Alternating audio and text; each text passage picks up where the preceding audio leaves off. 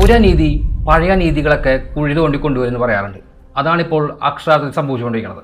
ഓസ്ട്രിയയുമായുള്ള ഈ ഒരു ഫൗള്, അതിൽ നിന്ന് തുടങ്ങുന്ന ഗോള്, ജോർദാനുമായുള്ള മത്സരത്തിലെ ഈ ഹാൻഡ് ബോൾ, കോപ്പ വെർഡിയുടെ കളിയിൽ ഈ ഫൗള്, ഈ ഒരു ഹാൻഡ് ബോൾ, ആഹാ അന്തസ്. അപൂർവമായ ഒരു ചരിത്രമാണ് അർജന്റീനയ്ക്ക് എക്കാലത്തും പറയാനുണ്ടായിരുന്നത്. അതൊരു വല്ലാത്തൊരു കഥയാണ്. കയ്യും റഫറിയും ഫിഫയും എല്ലാം കൂടി കറന്നൊരു കഥ. 2022 പോലും ഞാൻ വിശ്വസിക്കാത്തൊരു കാര്യം ഇന്ന് എനിക്ക് തിരുത്തേണ്ടി വരുന്നുണ്ട്. ഫിഫയുടെ ബിസിനസ് ബുദ്ധിയും അർജന്റീനയോടുള്ള ഫേവറിസവും കൊണ്ട് ഫുട്ബോളിൻ്റെ ക്രെഡിബിലിറ്റി തുറഞ്ഞു പോകുന്നത് കണ്ടാണ് ഞാൻ ചെയ്തുകൊണ്ടിരിക്കുന്നത്.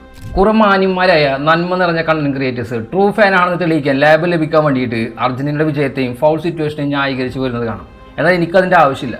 കാരണം ഞാൻ മുന്നേ പറഞ്ഞതുപോലെ ഇത് ഇത്തരം സംഭവങ്ങളിൽ നടക്കുന്ന വിദ്യകൾ കൽപ്പിച്ചിരുന്ന ഒരു മനുഷ്യ ഫുട്ബോളായിരുന്നു. പക്ഷേ ഇന്നതല്ല, ടെക്നിക്കലി ഫീച്ചേഴ്സ് കൊണ്ട് മൂടിയിരിക്കുകയാണ്. ആ ഒരു ഗെയിമിൽ ഇത്തരം ചോദ്യങ്ങൾ ഉന്നയിക്കുക തന്നെ ചെയ്യും.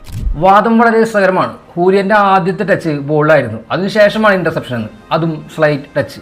സലയുടെ പൊസിഷൻ നോക്കണം. ബോൾ ടച്ച് ചെയ്തെങ്കിലും ഹ്യൂലിൻ അത് വിൻ ചെയ്തിട്ടുണ്ടായിരുന്നില്ല. സലയ്ക്ക് അത് വേണമെങ്കിൽ റിക്കവർ ചെയ്യാനുള്ള സമയവും പൊസിഷനും ഉണ്ടായിരുന്നു. പക്ഷെ അവിടെയാണ് ആ മൈനർ ടച്ച് വരുന്നത്. സോ അത് ഫൗളാകാം, ഫൗളാകാതിരിക്കാം. പക്ഷെ എന്തുകൊണ്ട് വാർ എടുത്തില്ല, അവിടെയാണ് ചോദ്യം.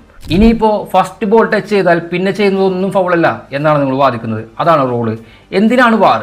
ഇത്തരം സിറ്റുവേഷനുകളെ ബാലൻസ് ചെയ്ത് കളി കാണുന്നവരെ അതിൻ്റെ ഗൗരവവും കാരണവും മനസ്സിലാക്കാനായിട്ട്. എന്തുകൊണ്ടെന്നൊരു ചോദ്യങ്ങൾക്കുള്ള ഉത്തരങ്ങൾക്ക് മറുപടി നൽകാനുള്ള ഒരു ജസ്റ്റിസ് പ്രോസസ്സ് തന്നെയാണ്. എന്നിട്ടും അതെടുക്കാതിരിക്കുന്നത് ഈ സമയത്ത് അതൊരു ഫൗളാണെങ്കിൽ പോലും ഒരു പെനാൽറ്റി ഇഷ്യൂ ചെയ്യേണ്ടി വരുമെന്നുള്ള ഒരു ഭയം കൊണ്ട് തന്നെയായിരുന്നു. അവിടെയാണ് ഫിഫ ഇൻജസ്റ്റിസായി മാറുന്നത്. ലിസാൻഡ്രോയുടെ ഫൗളിൽ ലഭിച്ച നിയമത്തിന് പരിഗണന സലയ്ക്ക് ലഭിക്കണ്ടേ? ലിസാൻഡ്രോയുടെ 100% ഫൗൾ തന്നെയാണ് എന്നാണ് എൻ്റെ വാദം. അപ്പോൾ സലയുടെ ഫൗൾ അല്ല എന്ന് തെളിയിക്കേണ്ടതും അതേ ഫിഫയുടെയും റഫറി ക്രൂവിൻ്റെയും റെസ്പോൺസിബിലിറ്റി തന്നെയല്ലേ? ഈ ഒരു മത്സരം 79 മിനിറ്റ് വരെ നല്ലതായിരുന്നുവെന്നും ശേഷമല്ല എന്നും സ്വയം ശരിയെന്ന് വാദിക്കുന്ന അർജന്റീന ഫാൻസിനോട് എനിക്കൊന്നും പറയാനില്ല. കാരണം നിങ്ങളതിന് ഉത്തരം അർഹിക്കുന്നില്ല. 2 വട്ടം ഈജിപ്ഷ്യൻ ഗോൾ കീപ്പർ വീഴുന്നുണ്ട്, വിഷ്വൽ പോലുമില്ല. ടാക്ലിൽ ഫിഫയുടെ ഫൗളിന് കാർഡ് പോലും എടുക്കുന്നില്ല. ഈജിപ്തിൻ്റെ ക്രോസ് ബോൾ അർജന്റീനയുടെ ബോക്സിലേക്ക് വരുന്ന സമയത്ത് സെക്കൻഡ് ബോൾ കൃത്യമായി വിൻ ചെയ്യാനുള്ള അവസരം മാക്കലിസ്റ്റർ വലിച്ചിടുന്നുണ്ട്, ഫൗളല്ല അത്. മുള്ളിന് മുഖത്തടിക്കുന്നുണ്ട്, തമാശക്കാണത്. സലയെ ലിസാൻഡ്രോ നിരവധി തവണ വിൻ ചെയ്യാൻ സാധ്യതയുള്ള നേരം പിടിച്ചു വെക്കുന്നത് കാണാം. അത് പ്രണയം കൊണ്ടാണ്.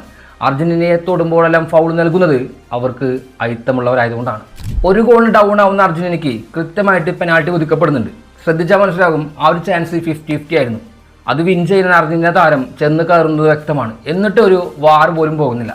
അവിടെയാണ് ലിസാൻഡ്രോയുടെ ഫൗൾ പുറകിലേക്ക് ചെന്ന് വാർ ചെക്ക് ചെയ്യുന്നത് ചോദ്യം ചെയ്യപ്പെടുന്നത്, സലയ്ക്ക് നീതി നിഷേധിക്കപ്പെടുന്നത്. ഒരു സത്യസന്ധമായ അർജന്റീന ആരാധകനാണെങ്കിൽ ഈ ഒരു ജയം ഒരിക്കലും നീതിപൂർവ്വം നേടിയതാണ് എന്ന് വിശ്വസിക്കുന്നവരാണ് എന്ന് ഞാൻ ഒരിക്കലും കരുതുന്നില്ല. അതേക്കുറിച്ച് സംസാരിക്കുമ്പോൾ തെറി വിളിക്കാനും വീട്ടുകാരെ അസഭ്യം പറയാനും തുനിയുന്ന ചില ആളുകളുണ്ട്. അവർക്കാണ് ഈ വീഡിയോ.